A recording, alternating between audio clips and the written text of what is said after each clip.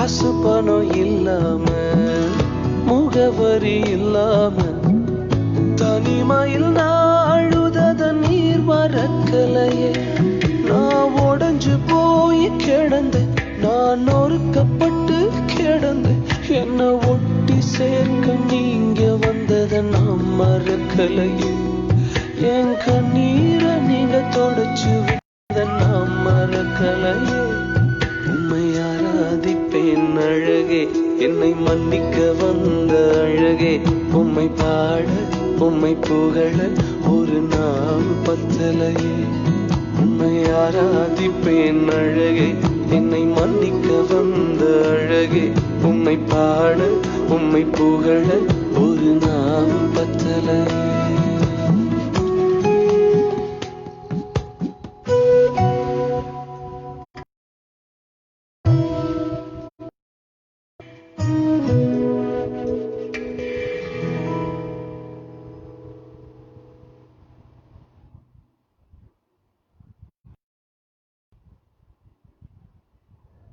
தேவன் தம்முடைய ஒரே பேரான குமரனையே இந்த உலகத்திற்கு அனுப்பினாரே, அவருடைய மனநிலை எப்படி இருந்திருக்கும்? அந்த ஈகைக்கு எங்களுடைய அர்ப்பணிப்பு, சாக்ரிஃபைஸ், தியாகம் ஒன்றுமே பெரிதல்ல என்று சொல்லி அனைவரிலே எங்களே நாங்கள் இடப்படுத்திக் கொள்வோம். உமக்காகத்தானே உயிர் வாழ்கிறேன், தானே நேசிக்கிறேன். தானே உயிர் உம்மை தானே நேசிக்கிறேன். வாழ்ந்தாலும் உம்மோடுதான், மரித்தாலும் உம்மோடுதான்.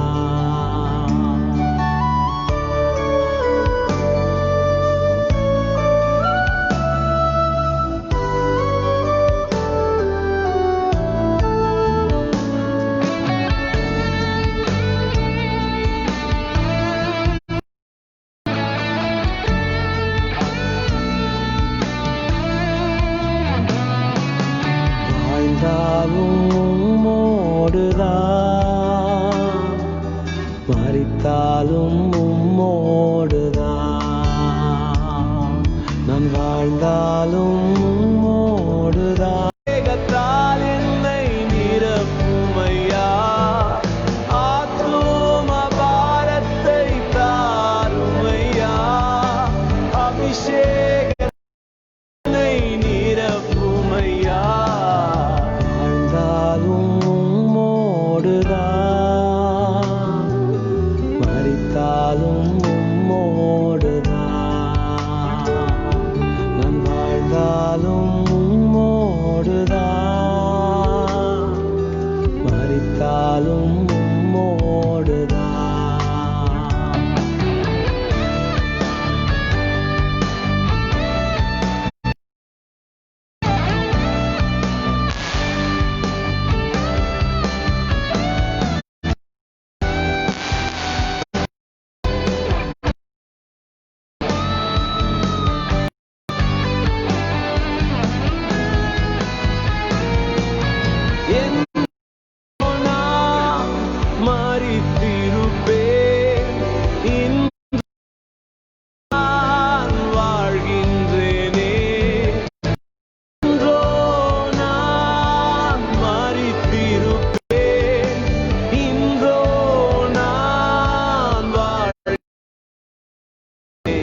வாழ்ந்தாலும் இயேசுவுக்காய்,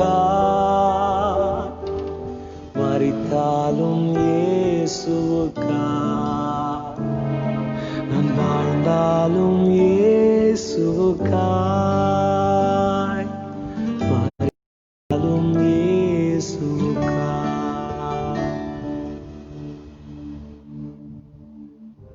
ஆமாம், நான் ரொம்ப மிஸ் பண்ணுவோம். நிறைய நேரங்களில் பிள்ளைங்க ஞாபகம் வந்துச்சுன்னா ரொம்ப கஷ்டமாக இருக்கும்.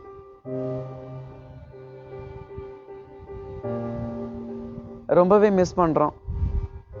நிறைய நேரத்தில் அதை நினைக்கும் பொழுது ரொம்ப மனசு சங்கடமாக இருக்கும். ஏன்னா அந்த பிள்ளைகளுக்கு கொடுக்க வேண்டிய எந்த ஒரு சந்தோஷத்தையும், அவங்களுக்காக கொடுக்க வேண்டிய ஒரு நேரத்தையும் எங்களால் கொடுக்க முடியல. ஒரு தகப்பனா அந்த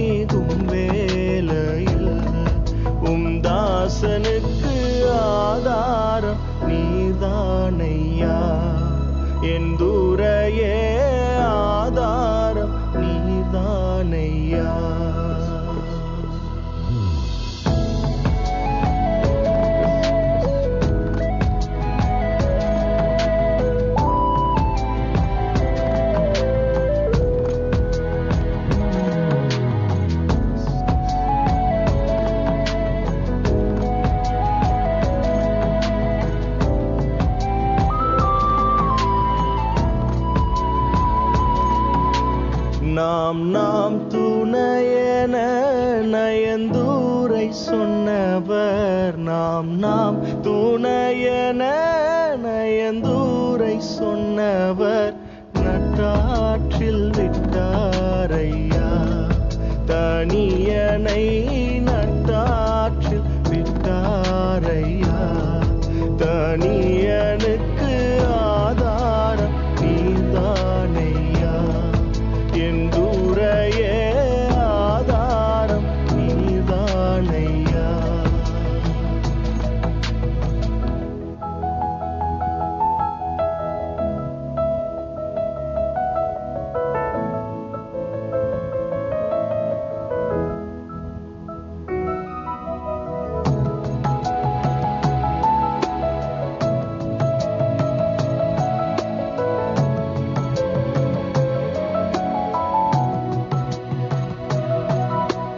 கற்றோர் பெருமையே மற்றோர் அருமையே.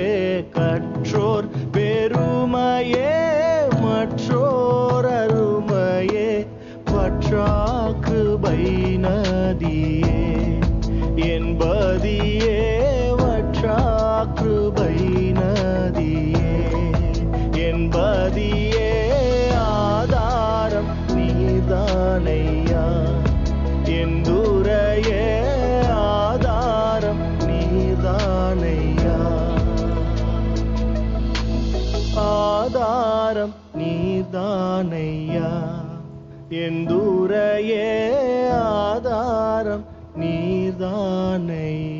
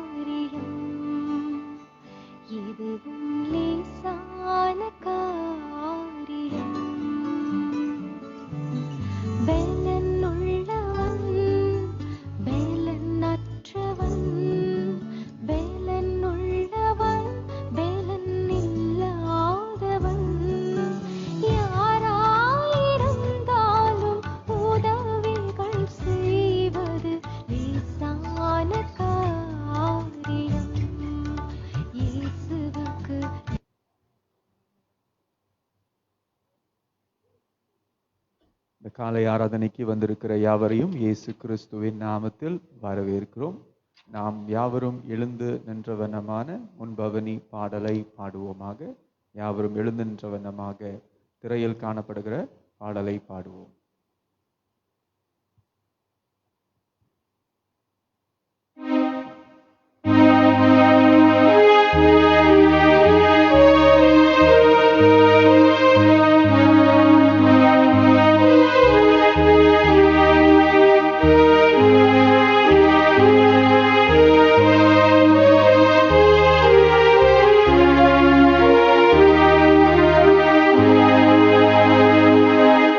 Thank you.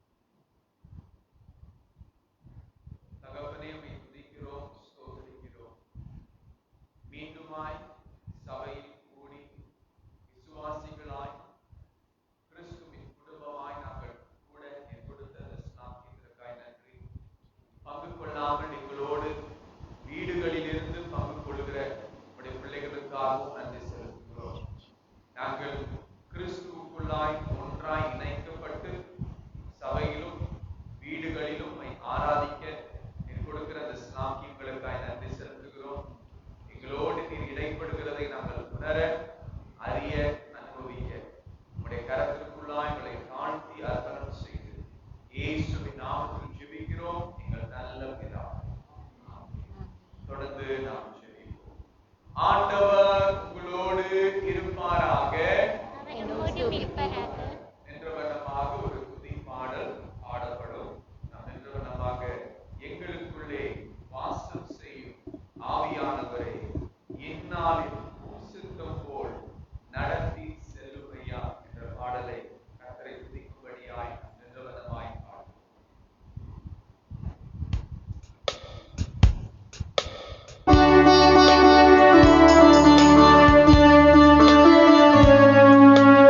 ஆண்டவர்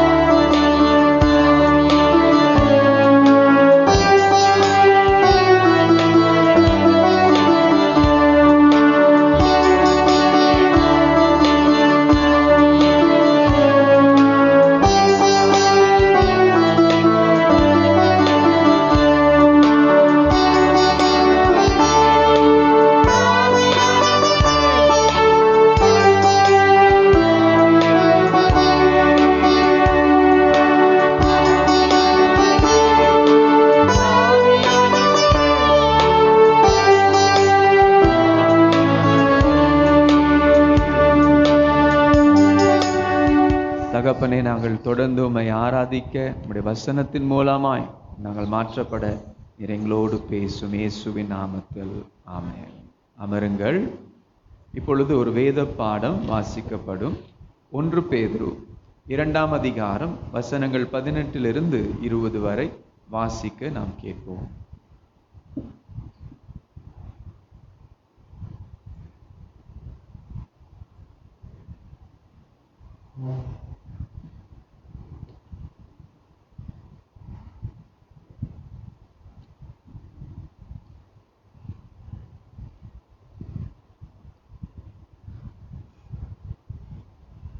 இது தெரிந்து கொள்ளப்பட்ட வேத பாடம் 1 பேதுரு 2ஆம் அதிகாரம் வசனங்கள் 18 20 வரை. 1 பேதுரு 2ஆம் அதிகாரம் 18 20 வரை. வேலைக்காரரே, அதிக பயத்துடனே உங்கள் எஜமானன்களுக்கு கீழ்ப்படிந்திருங்கள். நல்லவர்களுக்கும் சாந்த குணம் உள்ளவர்களுக்கும் மாத்திரம் அல்ல, முரட்டு குணம் உள்ளவர்களுக்கும் கீழ்ப்படிந்திருங்கள். ஏனெனில் தேவன் மேல் பற்றுதலாய் இருக்கிற மனசாட்சி நிமித்தம் ஒருவன் அநியாயமாய் பாடுபட்டு உபத்திரவங்களை பொறுமையாய் சகித்தால் அதுவே பிரீதியாய் இருக்கும். நீங்கள் குற்றம் செய்து அடிக்கப்படும் போது பொறுமையோடே சகித்தால் அதனால் என்ன கீர்த்தியுண்டு? நீங்கள் நன்மை செய்து பாடுபடும் போது பொறுமையோடே சகித்தால் அதுவே தேவனுக்கு முன்பாக பிரீதியாய் இருக்கும். இது கர்த்தருடைய வார்த்தை. நாம் தலை தாழ்த்தி ஜெபிப்போமாக. நல்ல ஆண்டவரே, உம்மை துதிக்கிறோம், ஸ்தோத்தரிக்கிறோம். எங்களோடு பேசுகிற தெய்வம் நீர்.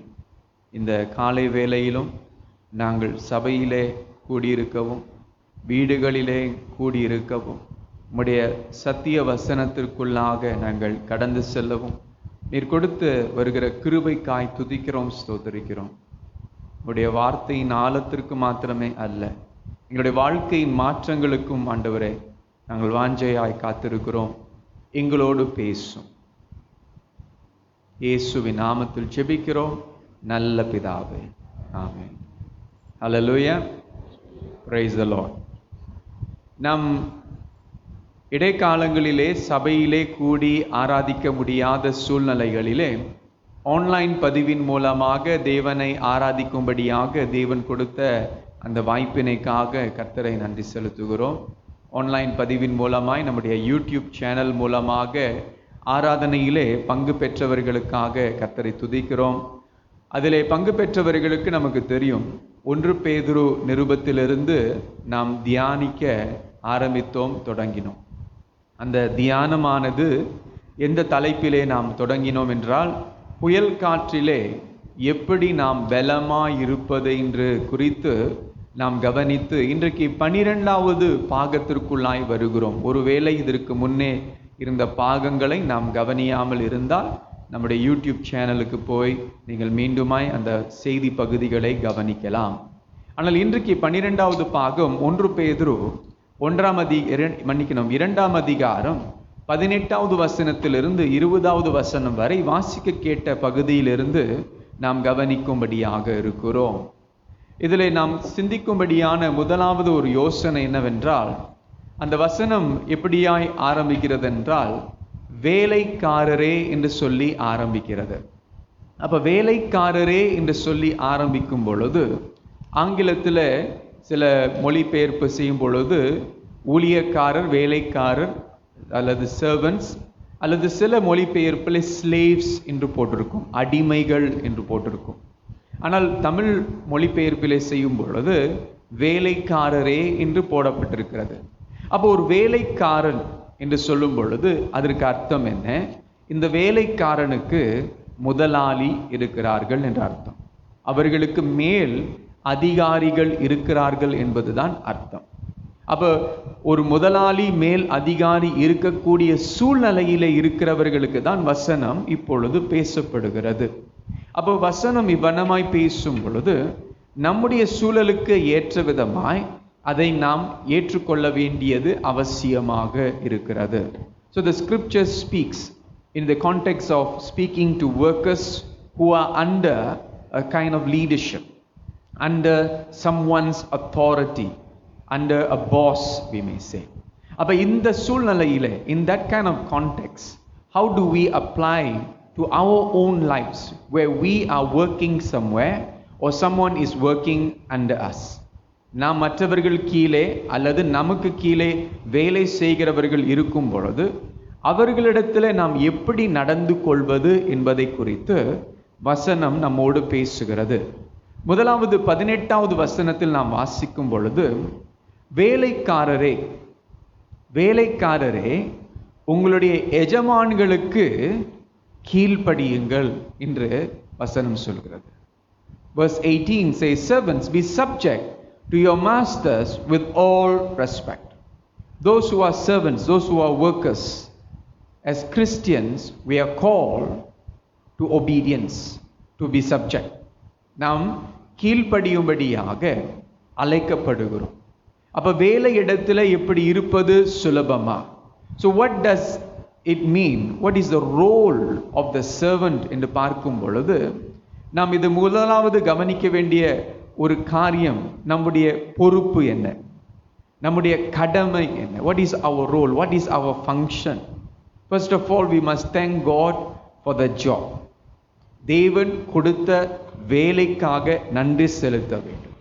தேவன் கொடுத்த வேலை ஸ்தலத்திற்காக நன்றி செலுத்த வேண்டும். We must thank God for that office environment, for the workplace. We thank God for our superiors. We thank God for our colleagues. நம்முடைய உடன் வேலைக்காரர்களுக்காக, நம்முடைய முதலாளிக்காக தேவனுக்கு நாம் நன்றி செலுத்த வேண்டும். இது நம்முடைய சரியான பொறுப்பாக இருக்கிறது. அதனால தான் வசனம் சொல்லுகிறது, வேலைக்காரர்களே உங்களுடைய எஜமான்களுக்கு, முதலாளிகளுக்கு கீழ்ப்படியுங்கள், அவர்களுக்கு செலுத்த வேண்டிய கனத்தை செலுத்துங்கள். Give them the honor that is due unto them, because they are put into those positions by God. தேவனாலே அந்த பொறுப்புகளிலே நியமிக்கப்பட்டிருக்கிறார்கள். So respect your boss. Respect those God has placed above you. Show them the due honor. Show them respect. மரியாதையோடு அவர்களோடு பழகுங்கள், காரியங்களை சம்பாஷிக்கும் பொழுது செயல்படுங்கள். ஆனால் நாம் கேட்கலாம், இது பிரசங்கத்திற்கு சாத்தியம், நடைமுறைக்கு சாத்தியம் அல்ல என்று சொல்லலாம். We may say this is maybe nice to hear on the sermon, but on the ground it is not practical, pastor, because it is difficult, because you don't know the workplace environment. எங்களுடைய வேலை ஸ்தலத்தினுடைய சூழ்நிலை உங்களுக்கு தெரியாது pastor. ஆனா பேதுரு எழுதும் பொழுது சொல்லுகிறார், எப்படிப்பட்ட எஜமான்களுக்கு கீழ்ப்படியணுமா? Peter writes very simply and clearly. He says we must obey. And what kind of bosses must we obey? He says you must obey whether they are good boss or bad boss. நல்ல எஜமான்களாய் இருந்தாலும், தீமை செய்கிற எஜமானாய் இருந்தாலும், அநியாயம் செய்கிறவர்களாய் இருந்தாலும், அவர்களுக்கு செலுத்த வேண்டிய கனத்தை, மரியாதையை நாம் செலுத்த வேண்டியது அவசியமாக இருக்கிறது. இன்றைக்கு நாம் எப்படிப்பட்ட வேலைக்காரர்களாக இருக்கிறோம்? What kind of a worker are you? Are we? What kind of testimony do we show in the workplace? நம்முடைய வேலை ஸ்தலங்களிலே நாம் எப்படிப்பட்ட ஒரு சாட்சி வாழ்க்கை வாழ்கிறோம்? எப்படிப்பட்ட நடைமுறை? ஒருவேளை if there was a situation where we will have to come and survey about you at your workplace, what would your colleagues and bosses say? உங்களை குறித்து உங்களுடைய வேலை ஸ்தலத்தில் ஒரு நாம் ஆய்வு செய்ய வந்தால், உங்களை குறித்தும் உங்களுடைய முதலாளி உங்களை குறித்தும் உங்களுடைய உடன் வேலைக்காரர்கள் உங்களை குறித்து என்ன சொல்வார்கள்? நல்ல உண்மையான வேலைக்காரன் என்று சொல்வார்களா? Will you be spoken of as someone who is very good worker? நல்ல மரியாதையாய் பேசுவார்கள், very respectful person. இவங்க அதிக கோபப்பட மாட்டார்கள் என்று சொல்வார்கள். Will they say that we are one who will not get very angry very easily? What kind of testimony are we in the workplace? And one of the criteria is showing respect to our superiors. நம்முடைய முதலாளிகளுக்கு நாம் செலுத்த வேண்டிய மரியாதை, கனம் செலுத்த வேண்டியது அவசியமாக இருக்கிறது. அப்ப முதலாவது கீழ்ப்படுகிற வேலைக்காரர்கள் குறித்து பேதுரு எழுதுகிறார். இரண்டாவதாக அவர் சொல்லுகிறார், நாம் எப்படி இருக்க வேண்டும் என்றால் பாடு அனுபவிக்க கூடிய வேலைக்காரர்களாக இருக்கணும். We must also be willing not only to be obedient servant but also be willing to be suffering servant. Sometimes suffering is part and parcel of work life. பாடு அனுபவிப்பது நம்முடைய வேலை வாழ்க்கையின் ஒரு பகுதியாக இருக்கிறது. அப்ப இந்த பாடு அனுபவிப்பது, கஷ்டம், பாடுகள், காலையில் எழுந்திரிச்சு வேலைக்கு போகணுமே, அது ஒரு பாடு நினைக்கலாம் சில பேர். Some people may think getting up in the morning and going to work is a suffering by itself. But here Peter is speaking about unjust suffering. அநீதியான துன்பத்தை குறித்து, அநீதியான பாடுகளை குறித்து அவர் பேசுகிறார். அப்ப அநீதியாய் பாடு அனுபவிக்கக்கூடிய வாய்ப்புகள் இருக்கிறது. We can suffer unjustly, sometimes because of racial differences.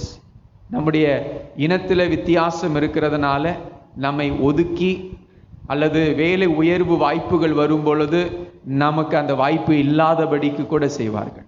Maybe because of you belong to a different race, you are overlooked when it comes to promotion, or you are treated differently because you do not belong to that group, or more so you are treated very badly because you are a Christian. நீங்க ஒரு கிறிஸ்துவர்களாய் இருக்கிறபடியினால் நீங்கள் மிகவும் துன்பப்படக்கூடியவர்களாக நடத்தப்படலாம். ஆனால் கேள்வி கேட்கலாம், ஏன் தேவன் நாம் துன்பப்படும்படியாய் அனுமதிக்கிறார்? We may ask this very practical, simple question. Why does God allow us to suffer? Why does God permit this? There is always a purpose. Because as we go through suffering, we come closer to God.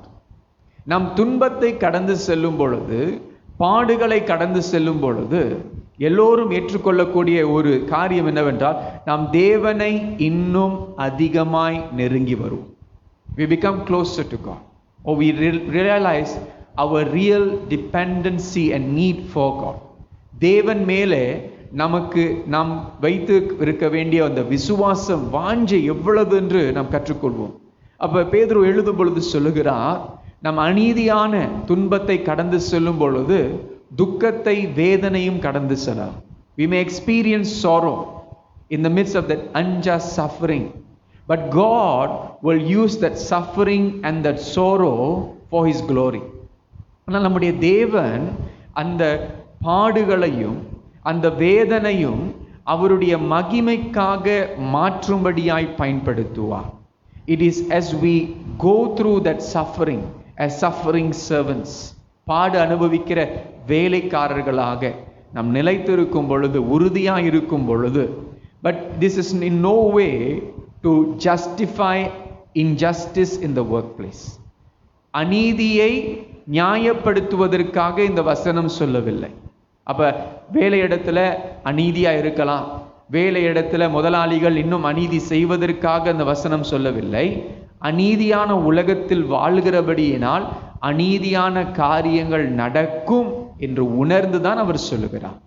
Peter is not writing to justify or to emphasize unjust suffering, but knowing that we live in an unjust world, he is emphasizing the reality that as we live in this unjust world, we will face injustice, decisions that will be taken against us, and we feel there's injustice being done.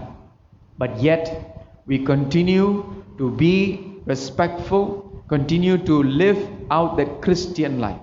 அநீதி நமக்கு செய்யப்படும் பொழுதும் நாம் தொடர்ந்து நீதியாய், சாட்சியாய் அங்கே வாழ்வதுதான் ஒரு சரியான ஒரு காரியம். 1 பேதுரு 3ஆம் அதிகாரம் 14வது வசனத்தில் வசனம் சொல்லுகிறது, but even if you should suffer for what is right, you are blessed.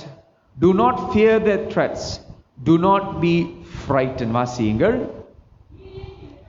நீதியின் நிமித்தமாக நீங்கள் பாடுபட்டால் பாக்கியவான்களாயிருப்பீர்கள். அவர்களுடைய பயமுறுத்தலுக்கு நீங்கள் பயப்படாமலும் கலங்காமலும் இருந்து வசனம் சொல்லுகிறது. அப்ப நீதி நிமித்தம் நாம் பாடு அனுபவிக்கலாம். We may suffer injustice for doing what is right, being a Christian, being godly, trying to please God in every step. And this is the principle that Peter emphasizes here. பேதுரு சொல்ல விரும்புகிற ஒரு முக்கியமான கொள்கை இதுதான். நாம் வேலை செய்கிற இடங்கள், ஸ்தலங்கள் வேறையா இருக்கலாம். The workplaces that we work in, the companies may be different, our bosses may be different. Ultimately we are working for God. நாம் எல்லாவற்றுக்கும் மேலாக தேவனுக்கு தான் வேலை செய்கிறோம்.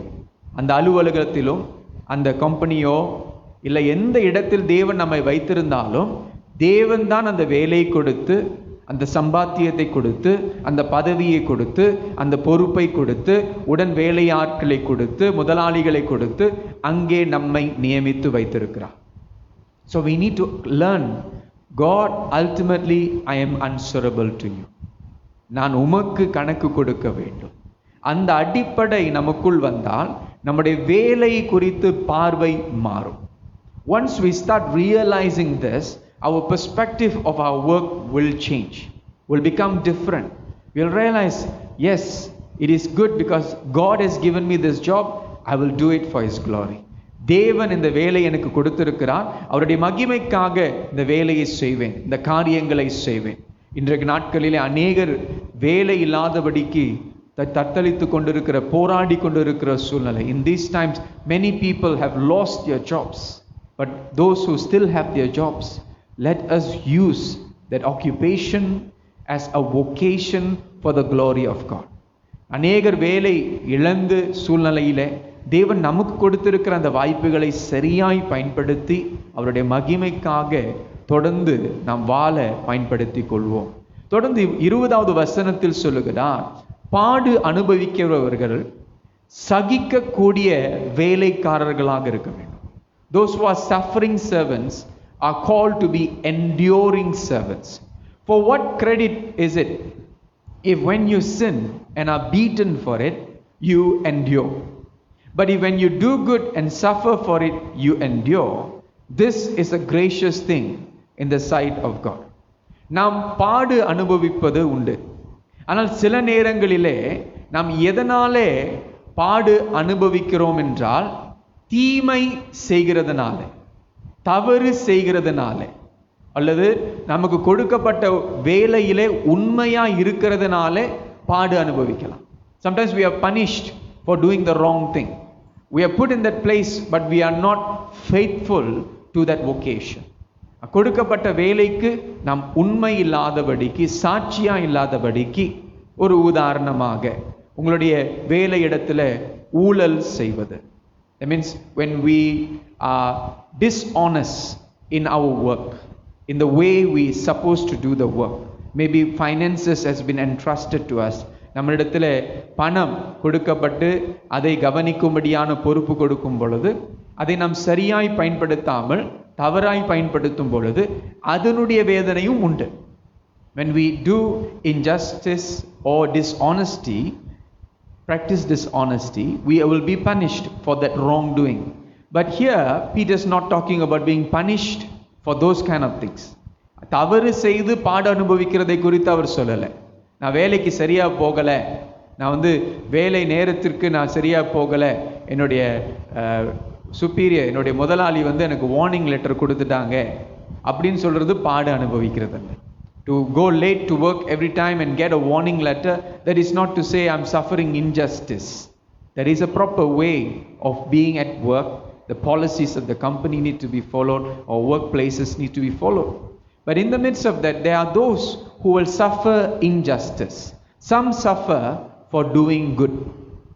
நன்மை செய்கிறதுனாலே பாடு அனுபவிக்க கூடியவர்களாயும் இருக்கிறோம். Remember, it is better to suffer for doing good, if that is what God wants, if that is what God wills, than to suffer for doing wrong. 1 பேதுரு 3:17 வாசிக்கிறோம். நாம் நன்மை செய்கிறதுனாலே தீமை அனுபவித்தால், அது கர்த்தருடைய சித்தமாய் இருந்து நாம் அனுபவித்தால் அது நல்லது என்று பேதுரு எழுதுகிறார். அப்ப கர்த்தருடைய வார்த்தை நமக்கு நினைவு மூட்டுகிறது, நன்மை செய்தால் நன்மைதான் வரும் என்று நிச்சயம் அல்ல. The reality is, just because we do good, not necessarily we will get back good. Sometimes we get back injustice. Wrong things are done to us because you want to hold on to your godly principles. உங்களுடைய தேவ பக்திக்கு ஏற்ற கொள்கைகளை நீங்கள் கையாளும்படியை விரும்புகிறபடியினால் உங்களுக்கு எதிராக பேசலாம், எதிராக செயல்படலாம், எதிராக நடந்து கொள்ளலாம். சில வருஷங்களுக்கு முன்பாக ஒரு தேவ ஊழியர் சொன்ன உண்மையான ஒரு சாட்சி நினைவுக்கு வருகிறது. I remember a testimony a pastor shared many years ago during a sermon. He spoke about an engineer. ஒரு என்ஜினியரை குறித்து அவர் பேசினார். அந்த என்ஜினியருடைய வேலை இடத்துல அவருடைய முதலாளி தவறுதலான ஊழல் காரியங்களை செய்யும்படியாக கட்டளையிட்டார். He was instructed by his superiors to do a lot of dishonest things in the whole setting up his work and matters. So he was very disturbed to the extent he put his foot down and said, no, I think this is wrong. இது தவறு என்று அவர் சொல்ல ஆரம்பித்தார். தவறு என்று சொன்ன உடனே அவருக்கு விரோதமாய் பேச ஆரம்பித்து விட்டார்கள். When he started saying what is being done is wrong, he was told that he was put into a lot of ridicule. He was pressured that finally he had to leave his job. அவருடைய வேலையை விட்டு போக வேண்டிய ஒரு சூழல் அங்கே உண்டாயிற்று. ஏனென்றால் அவர் தேவனுக்கு பிரியமாய் வாழ விரும்பினார் வேலை இடத்துல. But sometimes we tend to compromise. Sometimes we give up our godly principles for personal gain. சில நேரங்களிலே நாம் ஒத்து போய் நம்முடைய தேவனுக்கேற்ற கொள்கைகளை நாம் கீழ்ப்படியாமல் அதை கையாளாமல் நாமும் ஒத்த வேஷம் தரித்து கொள்கிறவர்களாய் மாறலாம். ஆனால் நன்மை செய்யும் பொழுது துன்பம் வரலாம், துன்பம் வரும் பொழுது சகித்து கொள்ளணும். When we do good, we may suffer, but when we suffer, we continue to endure and experience, because it is better, if it is God's will, to suffer for doing good than for doing evil. தீமை செய்கிறதை பார்க்கிலும் நன்மை செய்யும் பொழுது கர்த்தராலே ஆசீர்வதிக்கப்படுகிறோம். ஆனால் அந்த துன்பத்தின் மத்தியிலே சகிக்கக்கூடிய தன்மை தேவன் நமக்கு கொடுக்கிறார். In the midst of that suffering, God must give us the grace to endure. Sometimes it's just easy to give up. Just easy to give in or give up. சில நேரத்தில் விட்டு கொடுப்பதற்கோ அல்லது விட்டு விடுவதற்கோ நம்ம அப்படியே பரவாயில்ல, இப்படி வேணாலும் போகட்டும், நான் எப்படி இருக்கிறேன், எனக்கு தேவனுக்கும். ஆனால் வேலை இடத்துல நாம் காண்பிக்கிற சாட்சி மிகவும் முக்கியம். How do you respond to unjust suffering? அநீதியான துன்பம் வரும் பொழுது நாம் எப்படி மறுமொழி செய்கிறோம்? Some of us can respond in anger. கோபத்தில் மறுமொழி செய்யலாம். Some of us can respond by gossiping. தவறாய் பேசி புறம் கூற நாம் ஆரம்பிக்கலாம். Some of us can respond by retaliating. எதிர்த்து செயல்பட ஆரம்பிக்கலாம். But the rightful Christian response is to respond with obedience. Why work, you may ask? ஏன் வேலை என்று நாம் கேட்கலாம். எபேசியர் 6:5-8 நீங்கள் வீட்டிலே வாசித்து பாருங்கள். நாம் ஏன் வேலை செய்கிறோம் என்றால் தேவனுக்கென்று வேலை செய்கிறோம். தேவன் கொடுத்த வேலை நிமித்தம் வேலை செய்கிறோம். Go back and read later from Ephesians chapter 6 verses 5-8. Why do we work? Because it is God who has given to us. It is His privilege to us that He's given us that opportunity, that blessing, that we can continue to live, so that we are respectful, that we are ultimately witnesses for the glory of God. Today the question is, what kind of worker will you be? எப்படிப்பட்ட வேலைக்காரராய் இன்றைக்கு நாம் மாறப்போகிறோம்? அல்லது இருக்கிற வண்ணமாகவே இருக்கிறோமா, அல்லது மாற்றம் அடைய போகிறோமா? Do we going to remain as we are, or going to change? One thing we can do is start praying for those who practice unjust leadership. அநீதியான தலைமைத்துவத்திலே செயல்படுகிறவர்களுக்காக நாம் ஜெபிக்கலாம். Pray for your leaders, pray for your superiors. அல்லது நாம் முதலாளிகளாக இருந்தால், நமக்கு கீழே வேலை செய்கிறவர்களாக இருந்தால், நாம் அவர்களை அநீதியாய் நடத்த மாட்டோம் என்று ஒரு உறுதி செய்ய வேண்டும். If we are in positions of leadership, superiors, we must make the stand and say, I will not treat those who are under me with unjust practices. I will not allow them to suffer unjustly. I will treat them well, treat them with respect. மரியாதையோடு அவர்களை நடத்துவேன் என்று தீர்மானிக்கலாம். அவர்கள் வேறே இனத்தில் சேர்ந்தவர்களாக இருக்கலாம், அவர்களுடைய குணம்ல வித்தியாசமாக இருக்கலாம்.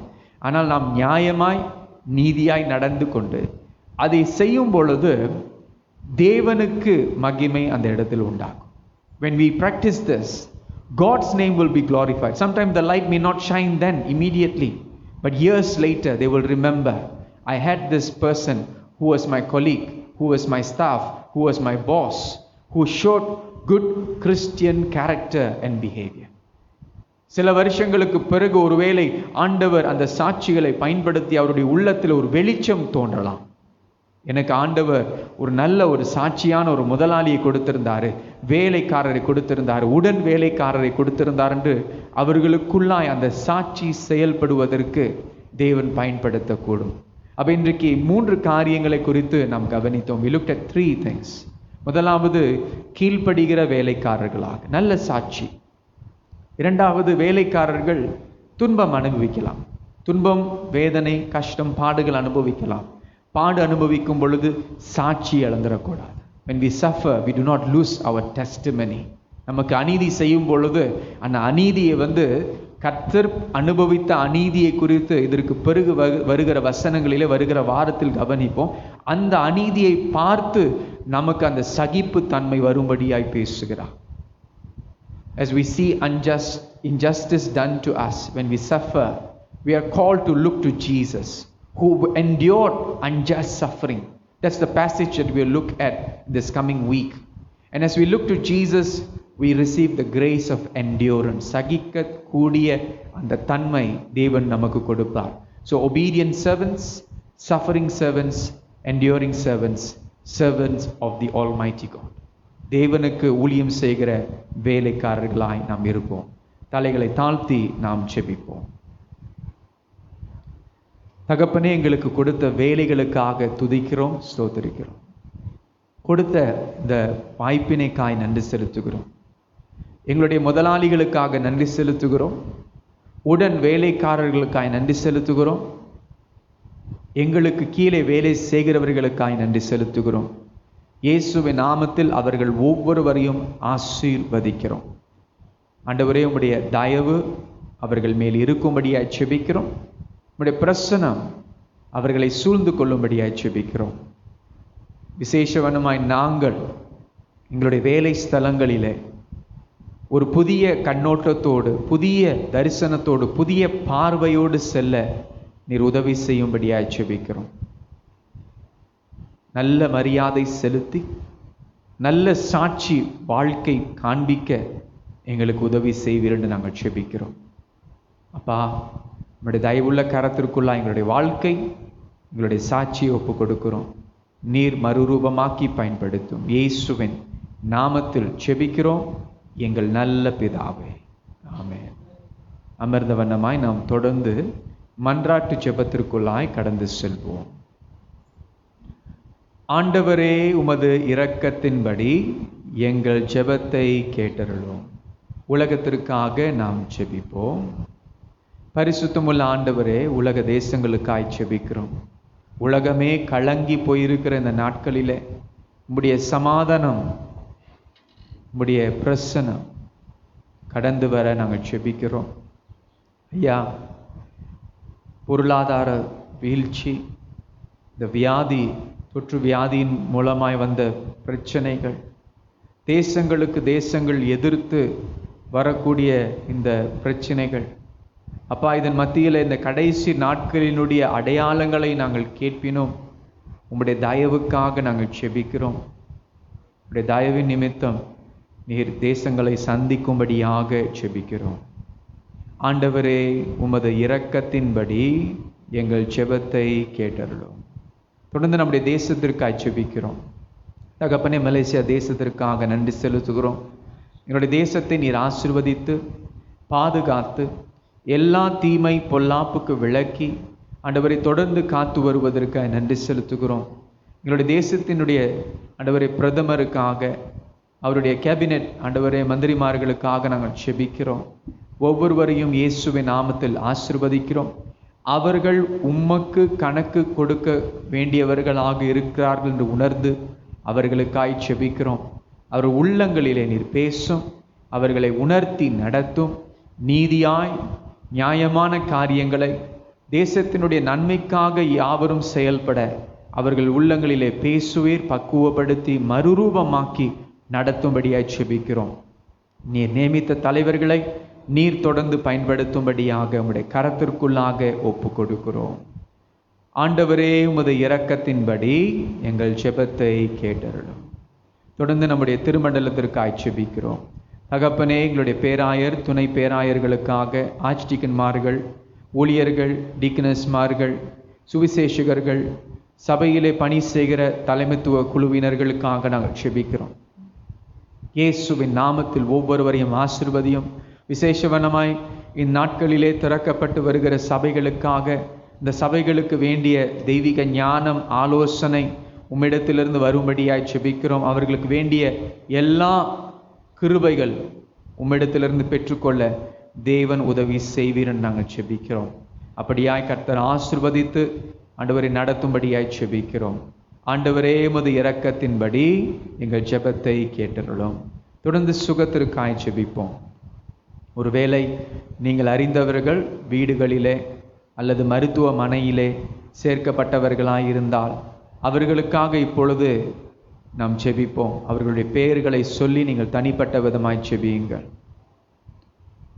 வீடுகளில் இருக்கிறவர்களுக்காகவும் செபியுங்கள்.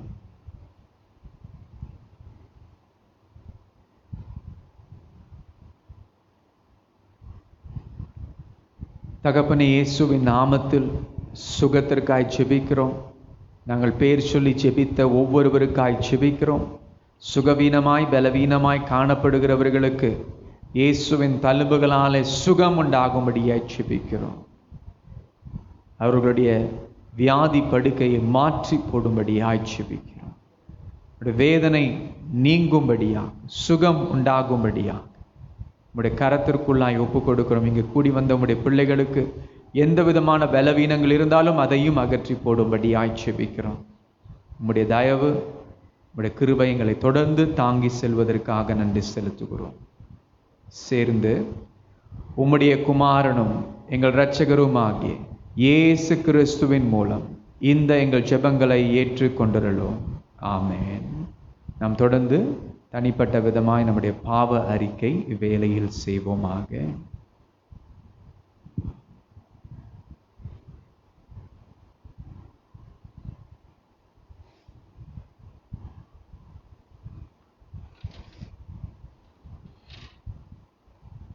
நீதிமொழிகள் 28:13 நினைவூட்டுகிறது. தன் பாவங்களை மறைக்கிறவன் வாழ்வடைய மாட்டான், அவைகளை அறிக்கை செய்து விட்டு விடுகிறவனும் இரக்கம் பெறும். யோவான் 1:9. நம்முடைய பாவங்களை நாம் அறிக்கையிட்டால் பாவங்களை நமக்கு மன்னித்து எல்லா அநியாயத்தையும் நீக்கி நம்மை சுத்திகரிப்பதற்கு அவர் உண்மையும் நீதியும் உள்ளவராக இருக்கிறார். இதை நாம் நினைவில் கூர்ந்து இணைந்து நம்முடைய பாவங்களை அறிக்கை செய்வோமா. சர்வ வல்லமை உள்ள எங்கள் பரமபிதா, உமக்கு விரோதமாக எங்கள் அயலாருக்கு விரோதமாக நினைவினால், வார்த்தையினால், செயலினால், தீமையானவைகளை செய்ததினால், நலமானவைகளை செய்யாததினால், அறியாமையினால், பலவீனத்தினால், எங்களுடைய துணிவினால் பாவம் செய்தோம். எங்களுடைய எல்லா பாவங்களுக்காகவும் மெய்யாய் மனஸ்தாபப்பட்டு மனம் திரும்பும். எங்களுக்காக மரித்த உடைய குமாரன் இயேசு கிறிஸ்துவின் மூலம் எங்களுடைய கடந்த கால பாவத்தை மன்னித்து உடைய நாம மகிமைக்காக நாங்கள் புது வாழ்க்கையோடு சேவிக்க அனுகிரகித்தீர்கள். கர்த்தருடைய பாவ மன்னிப்பை நாம் பெற்றுக்கொள்வோம். தம்மிடத்தில் உண்மையாய் மனம் திரும்புகிற யாவரையும் மன்னிக்கிற சர்வ வல்லமை உள்ள கர்த்தர் நம்முடைய ஆண்டவராகிய இயேசு கிறிஸ்துவின் மூலம் நமக்கு இறங்கி நம் பாவங்கள் எல்லாவற்றையும் மன்னித்து அவைகளில் நின்று நம்மை விடுதலையாக்கி சகல நன்மைகளிலும் நம்மை உறுதிப்படுத்தி நிலைநிறுத்த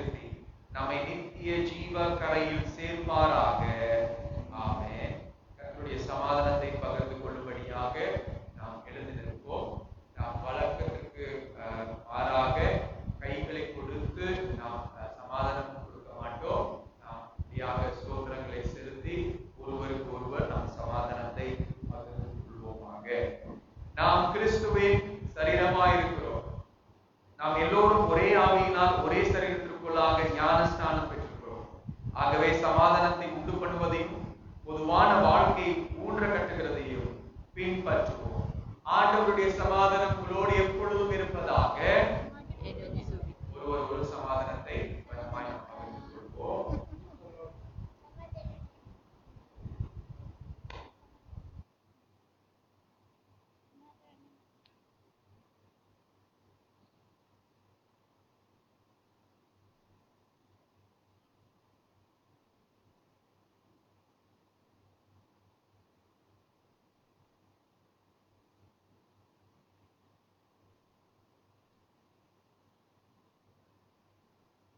தொடர்ந்து பரிசுத்த நற்கருணை ஆராதனைக்குள்ளாக நாம் கடந்து செல்வோம். ஆண்டவர் உங்களோடு இருப்பாராக. உங்கள் இருதயத்தை உயர்த்துங்கள். நம்முடைய ஆண்டவராகிய கடவுளுக்கு தோத்திரம் செலுத்த கடவோம். நம்ம தொடர்ந்து கர்த்தாவே, பரிசுத்த பிதாவே, பரமராஜாவே, சர்வ வல்லமையுள்ள நித்திய கடவுளே, உம்முடைய ஒரே குமாரனும் எங்கள் ஆண்டவருமாகிய இயேசு கிறிஸ்துவின் மூலம் உமக்கு நாங்கள் எக்காலத்திலும் எவ்விடத்திலும் தோத்திரங்களையும் துதிகளையும் ஏறெடுப்பது தகுதியும் எங்கள் கடமையும் மகிழ்ச்சியுமாயிருக்கிறது. ஏனெனில் அவர் உடைய ஜீவனுள்ள வார்த்தை, அவர் மூலமாய் நீர் சகலத்தையும் ஆதி முதல் உண்டு பண்ணி மனிதரை இந்த சாயலில் உருவாக்கினீர். அவர் மூலமாய் எங்களை நீர் பாவத்தின் அடிமைத்தனத்திற்கு விடுதலையாக்கி எங்களுக்காய் மனிதனாய் பிறக்கவும் சிலுவையில் மரிக்கவும் நீர் அவரை அருளினீர். நீர் மரணத்தின்று அவரை உயிரோடு எழுப்பி உமது வலது பார்சத்திற்கு அவரை உயர்த்தினீர். அவர் மூலமாய் ஜீவனை அளிக்கும் பரிசுத்த ஆவியை எங்கள் மேல் அனுப்பி எங்களை உடைய சொந்த ஜனமாக தெரிந்து கொண்டீர். ஆதலால் தூதரோடு பிரதான தூதரோடு நாங்களும் மாபெரும் மகிமையுள்ள உமது நாமத்தை புகழ்ந்து மேன்மைப்படுத்தி வல்லமையும் மகத்துவம் உள்ள கடவுளே, நீர் பரிசுத்தர், பரிசுத்தர், பரிசுத்தர், மகிமையால் நிறைந்தனர். உன்னதத்திலே ஓசன்னா. கர்த்தரின் நாமத்தினாலே வருகிற ஆண்டவர் சோசரிக்கப்பட்டவர். உன்னதத்திலே ஓசன்னா. பரமபிதாவே, உமது குமாரன் எங்கள் இரட்சகர் இயேசு கிறிஸ்துவின் மூலம் எங்கள் துதிகளை ஏற்றுக்கொள்ளும். நாங்கள் அவருடைய முன்மாதிரியை பின்பற்றி அவருடைய கட்டளைகளுக்கு கீழ்ப்படியும் பொழுது அப்பமும் திராட்சை ரசமும் ஆகிய இந்த ஈவுகள் உமது பரிசுத்த ஆவி அவருடைய சரீரமும் ரத்தமுமாக அருள் புரியும். அவர் தாம் காட்டி கொடுக்கப்பட்ட ராத்திரியிலே அப்பத்தை எடுத்து உமக்கு தோத்திரம் செலுத்தி அதை பிட்டு தமது சீஷர்களுக்கு கொடுத்து, நீங்கள் இதை வாங்கி புசியுங்கள், இது உங்களுக்காக கொடுக்கப்படுகிறது என்னுடைய சரீரம், என்னை நினைவுபடி செய்யுங்கள் என்றார். அப்படியே அவர்கள் ராபோஜனம் பண்ணின பின்பு அவர் பாத்திரத்தை எடுத்து உமக்கு தோத்திரம் செலுத்தி அவர்களுக்கு கொடுத்து, நீங்கள் எல்லோரும் இதில் பானம் பண்ணுங்கள், இது பாவ மன்னிப்பு உண்டாகும்படி உங்களுக்காக சிந்தப்பட்ட புது உடன்படிக்கைக்குரிய ரத்தம், இதை பானம் பண்ணும் போதெல்லாம் என்னை நினைவு கூறும்படி இதை செய்யுங்கள். கிறிஸ்து மரித்தார், கிறிஸ்து உயிர்த்தெழுந்தார், கிறிஸ்து திரும்ப வருவார். அமர்ந்த வண்ணமாய் தொடர்ந்து நாம் ஜெபிப்போம். ஆதலால் பரமபிதாவை, அவர் சிலுவையில் ஒரே தரம் தம்மை தாமே ஏக பலியாக ஒப்புக் கொடுத்ததை நினைவு கூறுகிறோம். அவருடைய மகத்துவமான உயிர்த்தெழுதலையும் மகிமையான பரமேறுதலையும் பிரஸ்தாபிக்கிறோம். அவர் மகிமையோடு வருவதை எதிர்பார்த்து இந்த அப்பத்தையும் திராட்சை ரசத்தையும் அவருடைய ஒரே பூரண பலியாக கொண்டாடுகிறோம். சேர்ந்து இந்த எங்கள் துதி தோத்திர பலிகளை எங்கள் பெரிய பிரதான ஆசாரியராகிய அவர் மூலம் ஏற்றுக்கொள்ளும். இந்த பரிசுத்த ஈவுகளை உமது மகிமையான தெய்வீக பிரசனத்தில் புசித்து பானம் பண்ணுவதா உமது ஆவியால் எங்களுக்கு உறுதியும் உமது அன்பால் எங்கள் ஏவியலுக்கும் உமது குமாரனும் எங்கள் ஆண்டவருமாக இயேசு கிறிஸ்துவின் சரீரத்தில் எங்களை ஐக்கியப்படுத்துகிறோம். அவர் மூலமாகவும் அவரோடும் அவரிலும் பரிசுத்த ஆவியின் பலத்தினாலே பூமியிலும் பரலோகத்திலும் முன்னிருக்கிற யாவரோடும் சர்வ வல்லமையுள்ள பிதாவே, என்றும் உள்ள துதியின் பாடலால் உம்மை நாங்கள் வணங்குகிறோம். தோத்திரமும் கனமும் மகிமை வல்லமை என்றுக்கே உமக்கே உண்டாவதாக. ஆமென். நாம் இயேசு நமக்கு கற்பித்த ஜெபத்தை, கர்த்தருடைய ஜெபத்தை நாம் சேர்ந்து ஜெபிப்போமாக. பரமண்டங்களில் இருக்கிற எங்கள் பிதாவே, ராஜ்யம் வருவதாக, உம்முடைய சித்தம் பரமண்டலத்திலே செய்யப்படுவது போல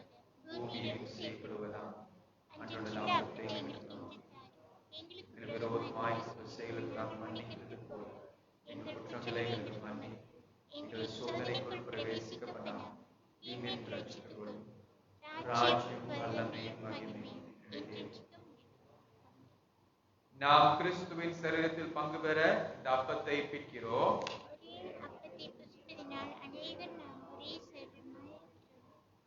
நாம் தேவனுக்கு முன்பாக நம்மை நாம் தாழ்த்தி ஜெபிப்போமாக. இரக்கம் உள்ள கர்த்தாவே, எங்கள் சுயநீதியை நம்பி நாங்கள் உடைய பந்தியில் சேர துணியாமல் தேவரீருடைய அளவற்ற இரக்கத்தை நம்பி சேர்க்கிறோம். உடைய மேசின் கீழ் துணிக்கைகளை பொறுக்கிக் கொள்ள நாங்கள் பாத்திரர். ஆனாலும் தேவரீர் எப்பொழுதும் இரக்கம் செய்கிறார்.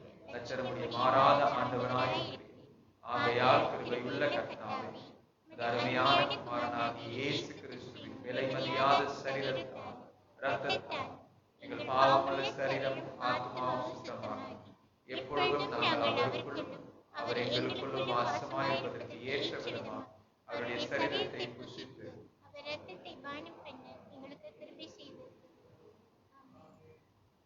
லோகத்தின் பாவத்தை சுமந்து தீர்க்கிற தேவ ஆட்டுக்குட்டியே எங்களுக்கு இறங்கும். லோகத்தின் பாவத்தை சுமந்து தீர்க்கிற தேவ ஆட்டுக்குட்டியே எங்களுக்கு இறங்கும். லோகத்தின் பாவத்தை சுமந்து தீர்க்கிற தேவ ஆட்டுக்குட்டியே சமாதானம். விசுவாசத்தோடு கிட்டி சேருங்கள். உங்களுக்காக கொடுக்கப்பட்ட நம்முடைய கர்த்தராகிய இயேசு கிறிஸ்துவின் சரீரத்தையும் உங்களுக்காக சிந்தப்பட்ட அவர் ரத்தத்தையும் பெற்றுக் கொள்வீர்களாக. உனக்காக அவர் மரித்தார் என்பதை நினைவு கூர்ந்து விசுவாசத்தோடும் நன்றி அறிதலோடும் உங்கள் இருதயத்தில் அவர் உங்களுக்கு ஆகாரமாக உட்கொள்வீர்களாக.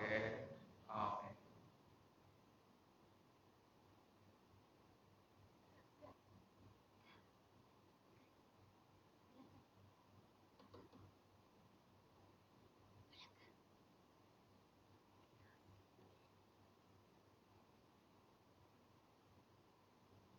நாம் இன்றைக்கு நற்கருணை பெறும் பொழுது சில விதிமுறைகள் நான் சொல்லிவிடுகிறேன்.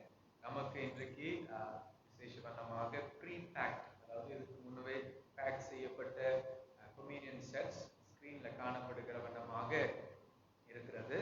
2 பகுதிகள் இருக்கும். முதல் பகுதியை நீங்கள் பிரிக்கும் பொழுது அப்பம் எடுத்துக்கொள்ளலாம். 2வது பகுதியை நீங்கள் பிரிக்கும் பொழுது அதில் திராட்சை ரசம் இருக்கும். நீங்கள் முன்பாக வரிசையாக ஒரு வரிசையாக 2 பேர் நாம் இருப்போம். இங்கே நீங்க பெற்றுக்கொண்டு உங்களுடைய இடங்களுக்கு சென்று அதை நீங்கள் பெற்றுக்கொள்ளலாம்.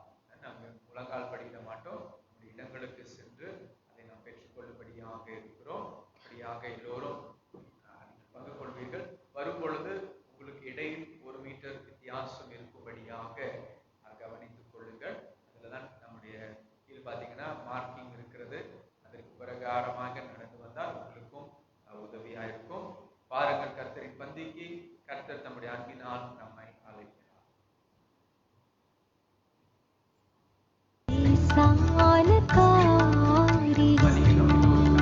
முன்பாக வரும் பொழுது காணிக்கை பெட்டி முன்பாக இருக்கிறது. அதே நேரத்தில் தசம பாகம் போட விரும்புகிறவர்களும் நீங்க அங்க இருக்கிற அந்த ட்ரேல போடும்படியாக கேட்டுக்கொள்ளப்படுகிறீர்கள்.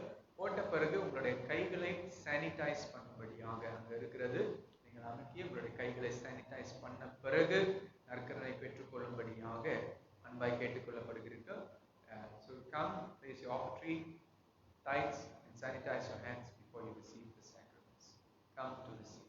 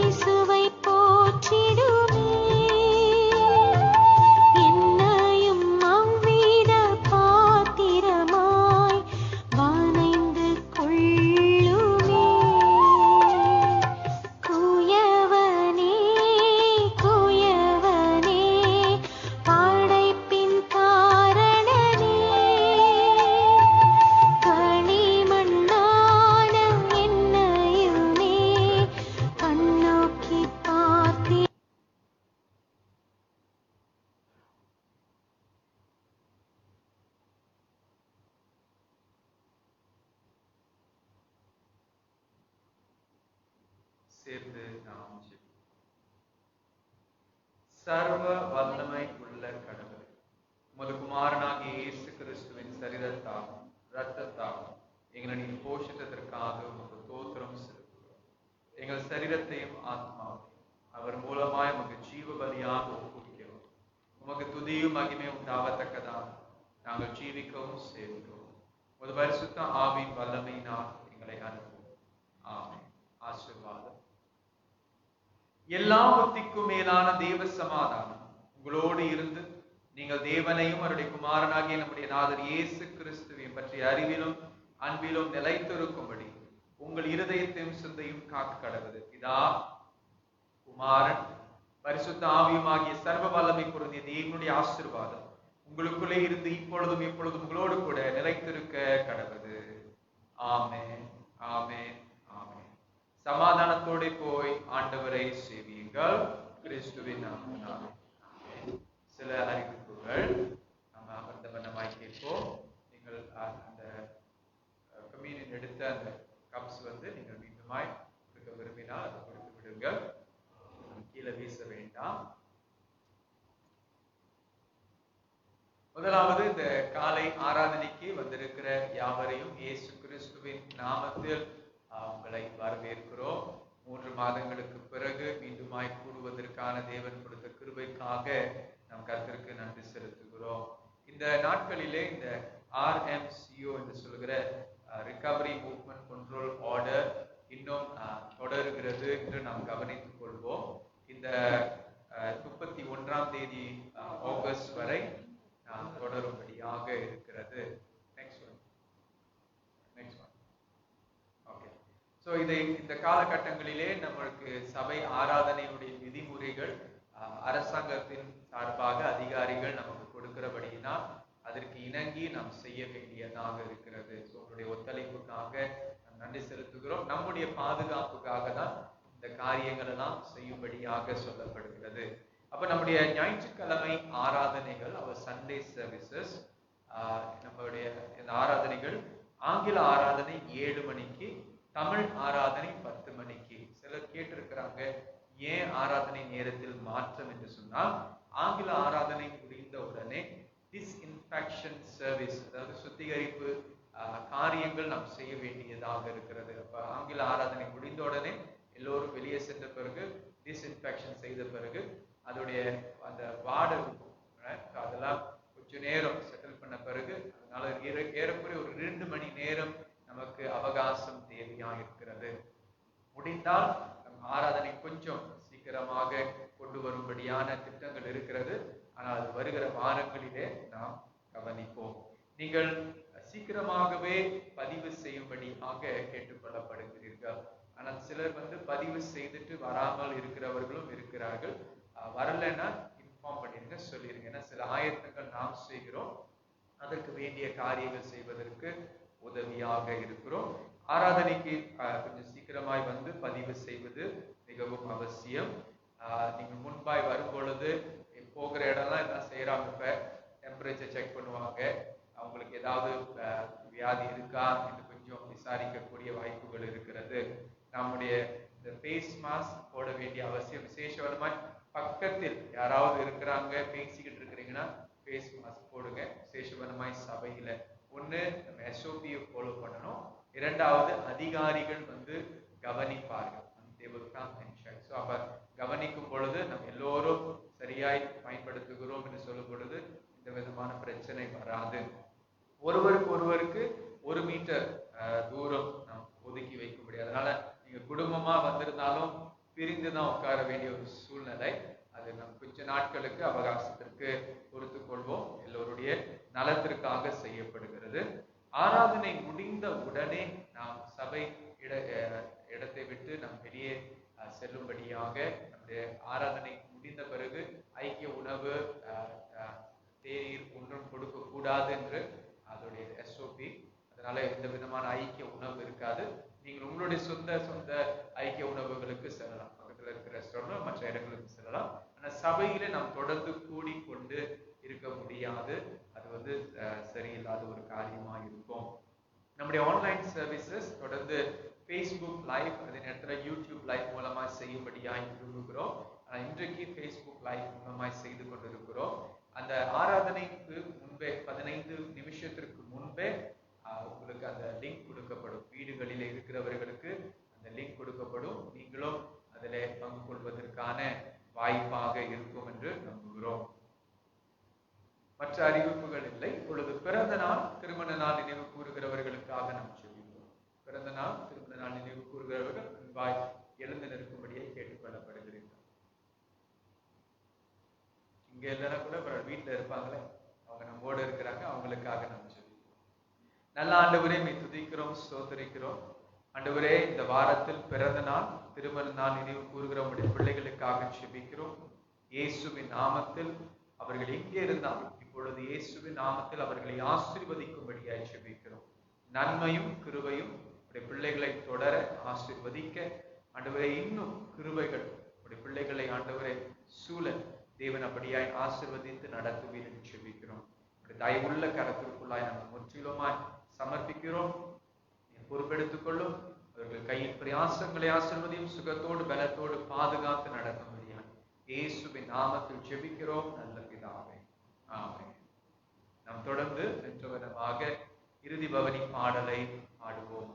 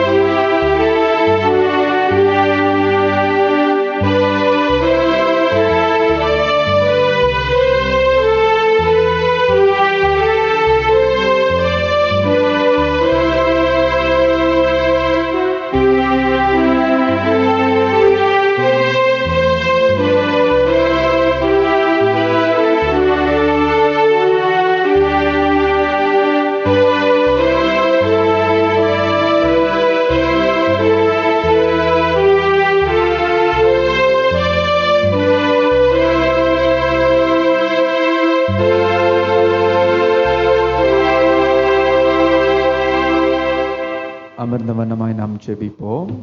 நல்ல ஆண்டவரே, உம்மை துதிக்கிறோம், ஸ்தோத்திரிக்கிறோம். உம்முடைய அன்புக்காக நன்றி செலுத்துகிறோம். எங்களை பாதுகாக்கிற உம்முடைய கிருபைக்காக துதிக்கிறோம். தொடர்ந்து எல்லாம் உம்முடைய மகிமைக்காக நாங்கள் செய்ய வாழ உதவி செய்வீர். இயேசுவின் நாமத்தில் ஜெபிக்கிறோம் எங்கள் நல்ல பிதாவே, ஆமென். என் ஆத்துமாவே என்ற ஜெபத்தை நாம் சேர்ந்து சொல்வோம். என் ஆத்துமாவே கர்த்தரை ஸ்தோத்திரி, என் முழு உள்ளமே அவர் பரிசுத்த நாமத்தை ஸ்தோத்திரி. என் ஆத்துமாவே கர்த்தரை ஸ்தோத்திரி, அவர் செய்த சகல உபகாரங்களை நீ மறவாதே. ஆமென். ஆராதனையில் பங்கு கொண்ட எல்லோருக்கும் நன்றி. ஆராதனை முடிந்தவுடனே நாம் வீடுகளுக்கு அல்லது மற்ற இடங்களுக்கு கடந்து செல்ல உங்களை உற்சாகப்படுத்துகிறோம். கர்த்தர் ஆசீர்வதிப்பார்.